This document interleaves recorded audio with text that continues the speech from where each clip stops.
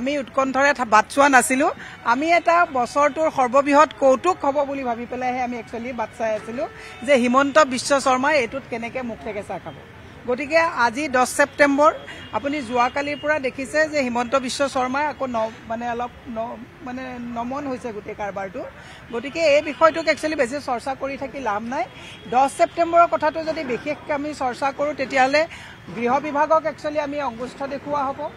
rock অংগুষ্ঠ দেখুওৱা হ'ব গতিকে আমাৰ সেই প্ৰতিষ্ঠানবিলাকৰ প্ৰতি আমাৰ বিশ্বাস আৰু আস্থা আছে গতিকে 10 ছেপ্টেম্বৰৰ বিষয়টো আজিৰ পৰা সমাপ্ত হোৱাটো আমি আশা কৰোঁ যাতে ভাৰত চৰকাৰৰ গৃহ বিভাগক হিমন্ত বিশ্ব শৰ্মাই অংগুষ্ঠ দেখুৱাব পাৰে ভেঙুচালি কৰিব পাৰে তেওঁলোকে হতাশগ্ৰস্ত কৰিব পাৰে কিন্তু আমি আমাৰ সেই অনুষ্ঠানবিলাকৰ প্ৰতি বিশ্বাস আছে যে গৌৰৱ গগৈ যে অবৈধভাৱে পাকিস্তান যোৱা নাছিলে ৰয়েও জানে গৃহ বিভাগেও জানে গতিকে এই বিষয়টোৰ প্ৰতি তেওঁলোকে কোনো ধৰণৰ প্ৰতিক্ৰিয়া দিয়া নাই আৰু প্ৰতিক্ৰিয়া দিয়াৰ কোনো অৱকাশো নাই